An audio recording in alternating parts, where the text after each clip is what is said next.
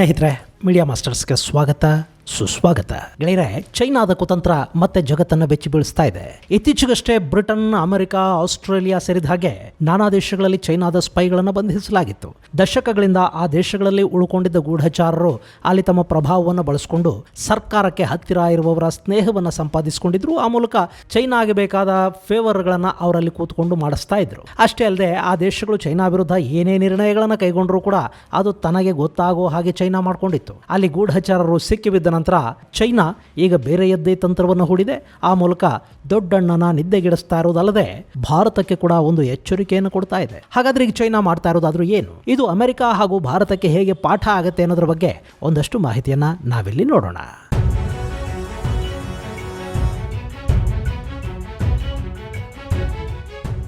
ಗೆಳೆಯರೆ, ಶತ್ರುವನ್ನು ಹಣಿಬೇಕು ಅಂದರೆ ಮೊದಲು ಅವನ ಬಲಾಬಲಗಳನ್ನು ತಿಳ್ಕೋಬೇಕು, ಅವನ ಬಲಹೀನತೆಗಳ ಬಗ್ಗೆ ಅರ್ಥ ಮಾಡ್ಕೋಬೇಕು. ಇದು ತುಂಬಾ ಹಿಂದಿನಿಂದಲೂ ಎಲ್ಲ ಬುದ್ಧಿವಂತರು, ರಾಜತಂತ್ರಜ್ಞರು ಮಾಡಿಕೊಂಡು ಬರ್ತಾ ಇರೋದೆ. ರಾಜ ಮಹಾರಾಜರ ಕಾಲದಲ್ಲೂ ಹೀಗೆ ನಡೀತಾ ಇತ್ತು.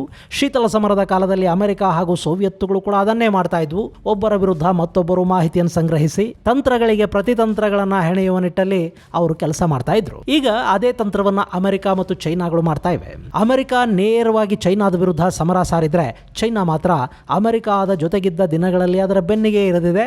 ಆದರೆ ಅದು ಇರಿದಿದೆ ಅನ್ನೋದು ಮತ್ತು ಅದರ ನೋವು ಹಾಗೂ ಗಾಯ ಅಮೆರಿಕಾಗೆ ಈಗೀಗ ಗೊತ್ತಾಗೋದಕ್ಕೆ ಶುರುವಾಗಿದೆ. ಅಷ್ಟೊಂದು ನಾಜೂಕಾಗಿ ಚೈನಾ ಅಮೆರಿಕಾಗೆ ಪೆಟ್ಟನ್ನು ಕೊಟ್ಟಿದೆ. ಇನ್ನು ಈಗ ಚೈನಾದ ಹ್ಯಾಕರ್ಗಳು ಅಮೆರಿಕಾದ ಟೆಲಿಕಾಂ ಸಂಸ್ಥೆಗಳನ್ನು ಹ್ಯಾಕ್ ಮಾಡೋ ಧೈರ್ಯವನ್ನು ತೋರಿದ್ದಾರೆ. ಈ ಮೂಲಕ ಚೈನಾ ಅಮೆರಿಕಾಗೆ ನೇರವಾಗಿ ಸೆಡ್ ಹೊಡೆಯೋದಕ್ಕೆ ಎಲ್ಲ ಸಿದ್ಧತೆಗಳನ್ನು ಮಾಡಿಕೊಂಡಿದ್ದು, ಯಾವುದೇ ಕ್ಷಣದಲ್ಲಿ ಅಮೆರಿಕಾದೊಳಗೆ ಏನನ್ನ ಬೇಕಾದರೂ ಮಾಡಿಸುವ ಶಕ್ತಿ ತನಗಿದೆ ಅನ್ನೋದನ್ನ ಚೈನಾ ಜಗತ್ತಿಗೆ ತೋರಿಸ್ತಾ ಇದೆ. ಇಲ್ಲಿ ಅಮೆರಿಕಾದ ಬ್ರಾಡ್ಬ್ಯಾಂಡ್ ಹಾಗೂ ಇಂಟರ್ನೆಟ್ ಸರ್ವಿಸ್ ಪ್ರೊವೈಡರ್ಗಳಾದ AT&T, ವೆರಿಜಾನ್ ಹಾಗೂ ಲುಮೆನ್ಗಳನ್ನ ಚೈನಾದ ಸೈಬರ್ ಹ್ಯಾಕರ್ಗಳು ಟಾರ್ಗೆಟ್ ಮಾಡಿಕೊಂಡಿದ್ದಾರೆ. ಯಾಕೆಂದ್ರೆ ಈ ಸರ್ವಿಸ್ ಪ್ರೊವೈಡರ್ಗಳ ಬಳಿಯಲ್ಲಿ ಅಮೆರಿಕಾದ ಬಹುತೇಕ ಎಲ್ಲ ಮೊಬೈಲ್ ಡೇಟಾ ಕೂಡ ಇರೋದ್ರಿಂದ ಅದನ್ನು ತನ್ನ ಉಪಯೋಗಕ್ಕೆ ಬಳಸಿಕೊಳ್ಳೋದಕ್ಕೆ ಚೈನಾ ನಿರ್ಧಾರ ಮಾಡಿದಂತೆ ಕಾಣ್ತಾ ಇದೆ.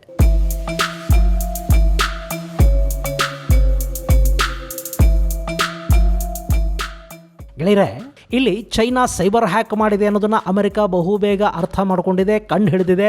ಆದರೂ ಚೈನಾದ ಹ್ಯಾಕರ್ಗಳಿಗೆ ಅಮೆರಿಕಾದ ಟೆಲಿಕಾಂ ಸಂಸ್ಥೆಗಳನ್ನು ಗುರಿಯಾಗಿಸಿಕೊಳ್ಳುವಷ್ಟು ಶಕ್ತಿ ಇದೆ ಅನ್ನೋದನ್ನ ಈ ಘಟನೆ ಜಗತ್ತಿಗೆ ತೋರಿಸ್ತಾ ಇದೆ. ಈ ಮೂಲಕ ಅಮೆರಿಕಾದ ದೊಡ್ಡಣ್ಣನ ಪಟ್ಟಕ್ಕೆ ಪ್ರತಿಸ್ಪರ್ಧಿಯಾಗಿರುವ ಚೈನಾ ತಾನೇನು ಯಾವುದರಲ್ಲೂ ಅಮೆರಿಕಾಗೆ ಕಮ್ಮಿ ಇಲ್ಲ ಅನ್ನೋದನ್ನ ತೋರಿಸ್ಕೊಳ್ತಾ ಇದೆ. ಇನ್ನು ಈ ಘಟನೆ ಬಗ್ಗೆ ವಾಷಿಂಗ್ಟನ್ DC-ಯಲ್ಲಿನ ಚೈನಾ ರಾಯಭಾರ ಕಚೇರಿ ಯಥಾ ಪ್ರಕಾರ ಈ ಕೃತ್ಯದ ಹಿಂದೆ ಚೈನಾ ಇಲ್ಲ, ನಮಗೂ ಅದಕ್ಕೂ ಸಂಬಂಧ ಇಲ್ಲ ಅಂತ ಹೇಳಿದೆ. ಆದರೆ ಇಲ್ಲಿ ಚೈನಾದ ಹ್ಯಾಕರ್ಗಳು ಇನ್ವಾಲ್ವ್ ಆಗಿದ್ದಾರೆ ಅನ್ನೋದು ಅಮೆರಿಕಾಗೆ ಗೊತ್ತಿದೆ.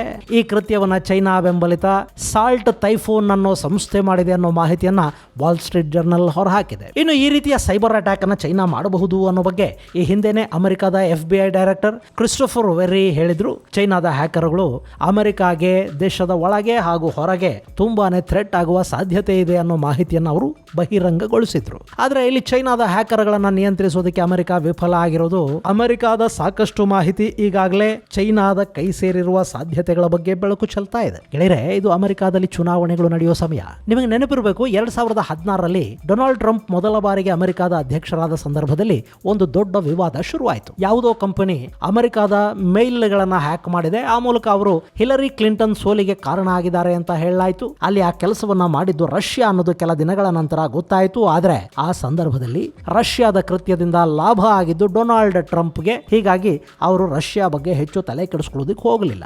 ಎಲ್ಲರಿಗೂ ಅಧಿಕಾರ ಅನ್ನೋದು ಮುಖ್ಯ ಆಗುತ್ತೆ ನೋಡಿ. ಹೀಗಾಗಿ ಆ ಕೃತ್ಯ ಅಲ್ಲಿಗೆ ಮುಚ್ಚೋಯ್ತು. ಇನ್ನು ಈಗ ಕೂಡ ಅಮೆರಿಕಾದಲ್ಲಿ ಚುನಾವಣೆಗಳು ನಡೀತಾ ಇವೆ. ಇದೇ ನವೆಂಬರ್ 5ನೇ ತಾರೀಕು ಅಲ್ಲಿ ಹೊಸ ಅಧ್ಯಕ್ಷರು ಯಾರಾಗಬೇಕು ಅನ್ನೋದು ಮತಪೆಟ್ಟಿಗೆಯನ್ನ ಸೇರುತ್ತೆ. ಇಂಥ ಹೊತ್ತಲ್ಲಿ ಚೈನಾ ಇಂಥದ್ದೊಂದು ಕೆಲಸ ಮಾಡಿದೆ ಅಂದ್ರೆ ಅದು ಆಡಳಿತಾರೂಢ ಡೆಮಾಕ್ರೆಟಿಕ್ಕರಿಗೆ ತುಂಬಾನೇ ಹಿನ್ನಡೆ ಅಂತ ಹೇಳಲಾಗ್ತಾ ಇದೆ.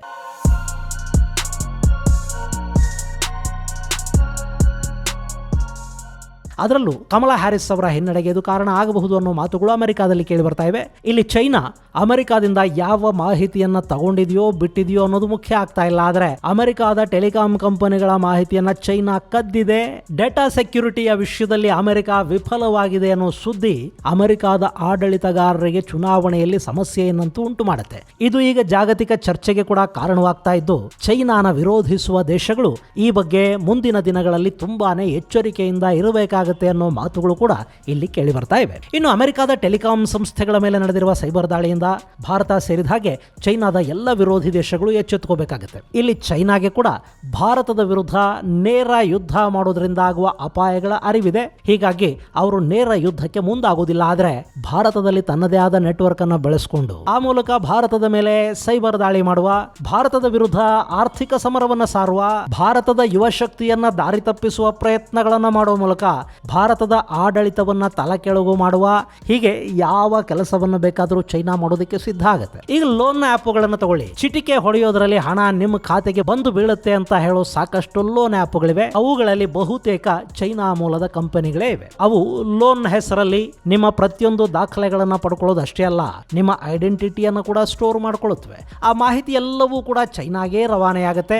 ಇಂಥ ದೊಡ್ಡ ರಾಕೆಟ್ ಅನ್ನ ಭಾರತದ ಪೊಲೀಸರು ಈ ಹಿಂದೆ ಭೇದಿಸಿದ್ರು ಅನ್ನೋದನ್ನ ನಾವಿಲ್ಲಿ ಮರೆಯೋ ಹಾಗಿಲ್ಲ. ಇದರ ಜೊತೆಗೆ ಚೈನಾದ ಇನ್ವೆಸ್ಟ್ಮೆಂಟ್ಗಳು ಇವತ್ತಿಗೂ ಕೂಡ ಚೈನಾ ಯಾರ ಮುಖಾಂತರ ಎಲ್ಲೆಲ್ಲಿ ಇನ್ವೆಸ್ಟ್ ಮಾಡಿಸಿದೆ ಅನ್ನೋದನ್ನ ಪತ್ತೆ ಮಾಡೋದಕ್ಕೆ ಸಾಧ್ಯ ಆಗಿಲ್ಲ. ಹೀಗಾಗಿ ಚೈನಾದ ಇನ್ವೆಸ್ಟ್ಮೆಂಟ್ಗಳಿರೋ ಜಾಗದಲ್ಲಿ ಚೀನಿ ಗೂಢಚಾರರು ಇದ್ದೇ ಇರ್ತಾರೆ ಅನ್ನೋದನ್ನ ನಾವಿಲ್ಲಿ ನೆನಪಿಟ್ಕೋಬೇಕಾಗತ್ತೆ. ಇನ್ನು ಮೊಬೈಲ್ ಫೋನ್, ನಮ್ಮಲ್ಲಿ ಈಗಿರೋ ಮೊಬೈಲ್ ಫೋನ್ಗಳಲ್ಲಿ Samsung, Vivo, Oppo, Realme, Apple, ಮೋಟೋದಂತಹ ಕಂಪನಿಗಳನ್ನು ನಾವು ನೋಡ್ತೀವಿ. ಅದರಲ್ಲಿ ಚೈನಾ ಕಂಪನಿಗಳಾದ ವಿವೋ, ಓಪೋ, ರೆಡ್ಮಿ ಮುಂತಾದ ಮೊಬೈಲ್ಗಳ ಹಾವಳಿ ಭಾರತದಲ್ಲಿ ತುಂಬಾನೇ ಹೆಚ್ಚಾಗಿದೆ. ಪ್ರತಿನಿತ್ಯ ಲಕ್ಷಾಂತರ ಮೊಬೈಲ್ಗಳು ನಮ್ಮಲ್ಲಿ ಸೇಲ್ ಆಗುತ್ತವೆ. ಆ ಮೊಬೈಲ್ಗಳಲ್ಲಿ ಇವತ್ತು ನಾವು ನಮ್ಮ ಬ್ಯಾಂಕ್ ಡೀಟೇಲ್ಗಳು, ಫೋಟೋಗಳು, ಪ್ರಮುಖ ದಾಖಲೆಗಳು ಎಲ್ಲವನ್ನ ಸಂಗ್ರಹಿಸಿ ಇಟ್ಕೊಳ್ತಾ ಇದ್ದೀವಿ.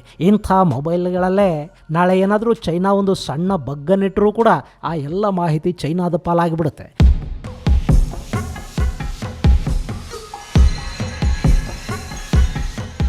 ನಿಮಗೆ ಗೊತ್ತಿರಲಿ, ಈ ರೀತಿಯ ಅನುಮಾನದ ಕಾರಣದಿಂದಲೇ ಭಾರತದಲ್ಲಿ 5G ಶುರು ಮಾಡಿದ ಸಂದರ್ಭದಲ್ಲಿ ಭಾರತ ಚೈನಾದ ವಾವೆ ಕಂಪನಿಗೆ ಅದರ ಜವಾಬ್ದಾರಿಯನ್ನು ಕೊಡಲಿಲ್ಲ. ಒಂದು ವೇಳೆ ವಾವೆ ಏನಾದರೂ ಭಾರತದಲ್ಲಿ 5G ಪ್ರೊವೈಡ್ ಮಾಡಿಬಿಟ್ಟಿದ್ರೆ ಇಲ್ಲಾಗ್ತಾ ಇದ್ದ ಅನಾಹುತಗಳನ್ನು ನಾವು ಊಹೆ ಮಾಡೋದಕ್ಕೆ ಕೂಡ ಸಾಧ್ಯ ಆಗ್ತಾ ಇರಲಿಲ್ಲ. ಈಗಲೂ ಕೂಡ ಒಂದು 5 ನಿಮಿಷ ನಮ್ಮ ಮೊಬೈಲ್ ನೆಟ್ವರ್ಕ್ ಹೋಗ್ಬಿಟ್ರೆ ನಾವು ಎಷ್ಟು ಚಡಪಡಿಸಿಬಿಡ್ತೀವಿ ಅಲ್ವಾ? ಇಲ್ಲಿ ಡಿಜಿಟಲೈಸೇಷನ್ ಹಾಗೂ ಮಾಡರ್ನೈಸೇಷನ್ ಅನ್ನೋದು ಎಷ್ಟು ಮುಖ್ಯ ಆಗುತ್ತೋ ಅದೇ ರೀತಿ ಶತ್ರು ದೇಶಗಳು ನಮ್ಮ ವಿರುದ್ಧ ಮಸಲತ್ತು ಮಾಡದ ಹಾಗೆ ಅದಕ್ಕೊಂದು ಶೀಲ್ಡ್ ಅನ್ನ ಹಾಕೊಳ್ಳೋದು ಕೂಡ ಅಷ್ಟೇ ಮುಖ್ಯ ಆಗುತ್ತೆ. ನಾವು ಐಫೋನ್ ಕೊಳ್ಳೋಕೆ ಕಾಸ್ಟ್ಲಿ, ಸ್ಯಾಮ್ಸಂಗ್ ಹಾಗೂ ಮೋಟೋಗಳಿಗೆ ಕಂಪೇರ್ ಮಾಡಿಕೊಂಡ್ರೆ ವಿವೋ ಹಾಗೂ ಓಪ್ಪೋಗಳಲ್ಲಿ ಹೆಚ್ಚು ಫೀಚರ್ಗಳಿರುತ್ತವೆ, ರೇಟು ಕೂಡ ಕಡಿಮೆ. ಹೀಗಾಗಿ ಹೆಚ್ಚು ಮಂದಿ ಚೈನಾದ ಮೊಬೈಲ್ಗಳಿಗೆ ಜೈ ಅಂತಿದ್ದಾರೆ. ಇದು ಭಾರತಕ್ಕೆ ಮುಂದಿನ ದಿನಗಳಲ್ಲಿ ಭಾರಿ ಪ್ರಮಾಣದಲ್ಲಿ ಅಪಾಯವನ್ನು ತಂದೊಡ್ಡುವ ಸಾಧ್ಯತೆ ಇರುತ್ತೆ. ನೀವು ಇತ್ತೀಚೆಗೆ ನೋಡಿದ್ರಲ್ಲ, ಇಸ್ರೇಲ್ ಲೆಬನಾನ್ನಲ್ಲಿ, ಸಿರಿಯಾದಲ್ಲಿ ತನ್ನ ವಿರೋಧಿಗಳು ಬಳಸ್ತಾ ಇದ್ದ ಪೇಜರ್ಗಳಲ್ಲೇ ಬಾಂಬುಗಳನ್ನಿಟ್ಟು ಸ್ಫೋಟ ಮಾಡ್ತು. ಅಕಸ್ಮಾತ್ ನಾವು ವಿದೇಶಗಳಿಂದ ತರಿಸಿಕೊಳ್ಳುವ ಫೋನುಗಳ ಮೂಲಕ ನಾಳೆ ಭಾರತದ ಮೇಲೆ ಕೂಡ ಇಂಥದ್ದೇ ದಾಳಿ ನಡೆದು ಬಿಟ್ರೆ 140 ಕೋಟಿ ಜನಸಂಖ್ಯೆ ಇರೋ ಭಾರತದಲ್ಲಿ ಅದಿನ್ಯಂಥ ದೊಡ್ಡ ಅಪಾಯಗಳಿಗೆ, ಅನಾಹುತಗಳಿಗೆ ಅದು ಕಾರಣ ಆಗಬಹುದು. ಒಮ್ಮೆ ಯೋಚಿಸಿ ನೋಡಿ. ಹೀಗಾಗಿನೇ ಸಾಧ್ಯವಾದಷ್ಟು ವಿದೇಶಿ ವಸ್ತುಗಳ ಅವಲಂಬನೆ, ವಿದೇಶಿ ವಸ್ತುಗಳ ಆಮದಿನ ಮೇಲಿನ ಡಿಪೆಂಡೆನ್ಸಿಯನ್ನ ಭಾರತ ಕಡಿಮೆ ಮಾಡ್ಕೋಬೇಕಾಗತ್ತೆ. ಇಲ್ಲಿ ನಾವು ಗಮನಿಸಬೇಕಾದ ಅಂಶ ಅಂದ್ರೆ, ಸದ್ಯಕ್ಕೆ ಭಾರತದ ರಕ್ಷಣಾ ವ್ಯವಸ್ಥೆ ಹಾಗೂ ಇಸ್ರೋ ಖಾಸಗಿ ಕಂಪನಿಗಳ ನೆಟ್ವರ್ಕ್ ಅನ್ನ ಬಳಸ್ತಾ ಇಲ್ಲ. ಅವರಿನ್ನೂ ಸರ್ಕಾರದ ಕಂಪನಿಯ ನೆಟ್ವರ್ಕ್ ಗಳನ್ನೇ ಬಳಸ್ತಾ ಇದ್ದಾರೆ. ಸೊ ಇಲ್ಲಿ ಯಾವುದೇ ಹ್ಯಾಕಿಂಗ್ಗೆ ಅವಕಾಶ ಇಲ್ಲದ ಹಾಗೆ ನೋಡಿಕೊಂಡ್ರೆ ಮಾತ್ರ ಭಾರತ ಸೇಫ್ ಆಗುತ್ತೆ. ಹಾಗಲ್ಲದೆ ಇದ್ರೆ ಭಾರತದ ಎಲ್ಲ ಮಾಹಿತಿ ಚೈನಾದಂತಹ ಶತ್ರು ದೇಶಗಳಿಗೆ ಸಿಗುವ ಸಾಧ್ಯತೆ ಇರುತ್ತೆ. ಅಮೆರಿಕಾದಂತಹ ದೇಶದಲ್ಲೇ ಚೈನಾದ ಹ್ಯಾಕರ್ಗಳು ತಮ್ಮ ಕೈ ಚಳಕವನ್ನು ತೋರಿಸಿದ್ದಾರೆ ಅಂದ ಮೇಲೆ ಭಾರತದ ಮೇಲೆ ಸೈಬರ್ ದಾಳಿಗಳು ನಡೆಯೋದು ಕಷ್ಟ ಏನಲ್ಲ. ನಮ್ಮಲ್ಲಿ ಸೈಬರ್ ಸೆಕ್ಯೂರಿಟಿ ಅನ್ನೋದು ತುಂಬಾ ಕಡಿಮೆ ಇದೆ. ಹೀಗಾಗಿ ಭಾರತ ಈ ನಿಟ್ಟಲ್ಲಿ ಈಗಿಂದಲೇ ಎಚ್ಚೆತ್ತುಕೋಬೇಕು. ಭಾರತದ ಸರ್ವಿಸ್ ಪ್ರೊವೈಡರ್ಗಳಿಗೂ ಕೂಡ ಇದು ಬಹುದೊಡ್ಡ ಟಾಸ್ಕ್ ಅನ್ನಿಸ್ಕೊಳ್ಳುತ್ತೆ. ಇದನ್ನು ಎದುರಿಸೋದಕ್ಕೆ ಭಾರತ ಸಜ್ಜಾಗಲೇಬೇಕಾಗುತ್ತೆ. ಇನ್ನು ಭಾರತದ ಜೊತೆ ತೈವಾನ್, ಜಪಾನ್, ದಕ್ಷಿಣ ಕೊರಿಯಾಗಳ ಮೇಲೆ ಕೂಡ ಚೈನಾ ಕಣ್ಣಿಟ್ಟುಕೊಂಡು ಕೂತಿದೆ. ಅಷ್ಟೇ ಯಾಕೆ ರಷ್ಯಾದ ಮೇಲೂ ಕೂಡ ಚೈನಾ ಜಾಸೂಸಿ ಮಾಡೋದಿಲ್ಲ ಅಂತ ಹೇಳೋದಕ್ಕೆ ಬರೋದಿಲ್ಲ. ಯಾಕೆಂದ್ರೆ ಇದು ಆಧುನಿಕ ಮಾವೋ ಶಿ ಜಿನ್ಪಿಂಗ್ನ ಚೈನಾ. ಹೀಗಾಗಿ ಅಲ್ಲಿ ಯಾವುದು ಕೂಡ ಸಾಧ್ಯ ಆಗುತ್ತೆ. ಸದ್ಯಕ್ಕೆ ಚೈನಾ ಅಮೆರಿಕಾದ ಮೇಲೆ ಮಾಡಿರುವ ಈ ಸೈಬರ್ ದಾಳಿ ರಾಜಕೀಯ ತಿರುವನ್ನ ಪಡ್ಕೊಳ್ತಾ ಇದೆ. ಈ ಬಗ್ಗೆ ಅಮೆರಿಕಾದ ಏಜೆನ್ಸಿಗಳು ಯಾವ ರೀತಿಯ ತನಿಖೆಯನ್ನ ಮಾಡುತ್ತವೆ ಅನ್ನೋದನ್ನ ನಾವು ಕಾದು ನೋಡಬೇಕು. ಇದು ಗೆಳೆಯರೆ, ಅಮೆರಿಕಾದ ಮೇಲಾಗಿರುವ ಸೈಬರ್ ದಾಳಿಯ ಕುರಿತಾದ ಸಂಕ್ಷಿಪ್ತ ಮಾಹಿತಿ. ಮುಂದಿನ ಸಂಚಿಕೆಯಲ್ಲಿ ಮತ್ತಷ್ಟು ವಿಶೇಷಗಳ ಜೊತೆ ಮತ್ತೆ ಭೇಟಿಯಾಗೋಣ. ಅಲ್ಲಿವರೆಗೆ ಜೈ ಹಿಂದ್, ಜೈ ಕರ್ನಾಟಕ.